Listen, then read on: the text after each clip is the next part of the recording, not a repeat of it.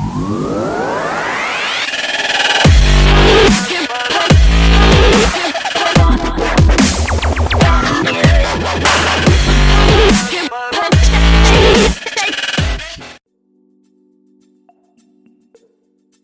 guys, Kudus Campbell here for TheButtonSmashers.com, and this is our manga review for Anonymous Noise.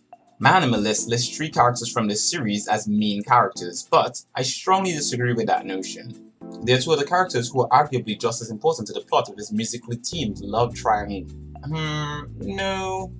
This can best be described as a musically themed love pentagon. Most readers may assume that the story is a love triangle because it is mainly centered around the character Arisugawa Nino and the 2 blokes that mean the most to her. But one thing that you learn very early in this romantic manga is that every action Nino makes has a ripple effect that affects not just her and the 2 aforementioned blokes, who we'll cover in a bit, but they also affect 2 other characters that I would dispute have just as much stake in the overall plot as they do. Okay, so how about we get started from the beginning and get a grasp of what the story is really about, not just what's presented to us in the synopsis at the back of the covers of each of the volumes. Nino, the focal point of our pentagon, is introduced to us as a young girl dealing with a common family issue, parents arguing.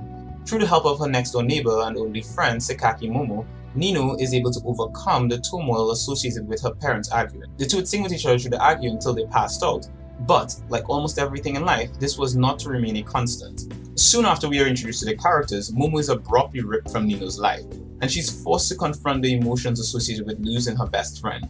As Nino progresses through her adolescence, her feelings of friendship quickly turn into emotions of love towards Momo. During this time, she meets another bloke named Yuzu Kanade, who immediately falls head over heels for Nino. Yuzu's feelings, however, go unnoticed by Nino, who views him as just a friend who's always going to be there to support her in her pursuit of Momo. Yuzu is the quintessential poster boy for the epicenter of the friend zone. Though he loves Nino, he's afraid to express his true feelings for her out of fear of losing her completely. Not too long after their new rekindled friendship began, Yuzu also abruptly leaves Nino. Now here's one important thing to note about Nino's character. Though she may be the focal point of the plot, she's also the most infuriating, oblivious character in the entire manga. This is not to say that other characters are not incognizant, they certainly are, but Nino is on a whole different level from the rest of them. This stems from a paramount idiosyncrasy in her as a character. Nino is one-track minded, in that she doesn't pay attention to what others are saying if they do not align with her perspective. So even though Yuzu lets his feelings for her slip out from time to time, her response is always something along the lines of, "Huh, did you say something?" This intrinsic part of her character is predominantly what creates the love pentagon. Based on my experience, she's no different from most girls you'll interact with in real life. So you're probably wondering, who are the characters that make up the rest of this pentagon? Because Nino, Momo, and Yuzu are only 3 characters. So without further ado, let's introduce Shigeru Miyu, a girl that is in love with Yuzu. Yuzu, unlike Nino, is aware of the affections targeted towards him, but he's unapologetically disinterested in her. Miyu is the character that I feel the most sympathetic for, because even though she's also oblivious in her own way, she's also one of the most open characters. When Nino rekindles her friendship with Yuzu, Miyu does the mature thing and attempts to move on. Notice I use the word attempts, because she's still entangled in this romantic mess thanks in part to the next character in this love pentagon, Haru no Yushito. Haruishi is the final piece of this puzzle in that he's in love with Miyu, but is also constantly enabling her unhealthy pursuit of Yuzu. Remember how I mentioned that though Miyu may be the most enlightened of all the characters, she's still oblivious. Well, this is in relations to Haru, but unlike Nino and Yuzu's situation, she laughs it off as him joking, and he, being a monthly subscriber of the Friendzone Weekly, emboldens this bollocks. This is one of the reasons why I despise Haru as a character, in that he is capable of offering both himself and Miyu a way out of this Pandora's 5-sided box, but instead he laughs it off and pushes her back in every time she tries to leave. Nino is also guilty of this bollocks too, but I give her a pass because in my opinion she's an idiot, and idiots can't be held accountable for the stupid things that they do. They're idiots after all. They don't know any better, unlike Haru, who's just a coward. All that being said, all the infuriating aspects of each of the characters' personalities is one of the biggest high points of this manga. You see, as I say, those traits make them more human and thus more relatable to the reader. I know I for one was once a subscriber to Friendzone Monthly. I've since cancelled my subscription, but I can relate in parts to both Yuzu and Haru. I've been there. I've had girls that I've held strong feelings for, but avoided telling them out of concern of losing them. This is intrinsic to the human condition, and one of the things that I enjoyed the most about this particular manga, along with one of its subplots related to the characters living double lives as famous musicians while juggling their lives as students. This extends even further when accounting for Momo's situation and his reason for avoiding Nino. Oh wait, did I not mention that he's avoiding her? Oh my. Another aspect about Anonymous Noise that greatly appealed to me was its art.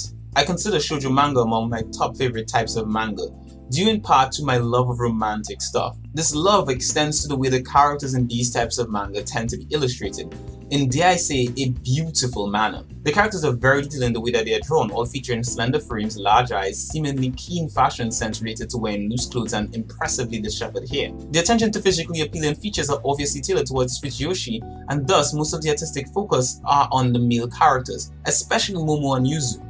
The shock effect of seeing them both after the time skip is admittedly blush-inspiring.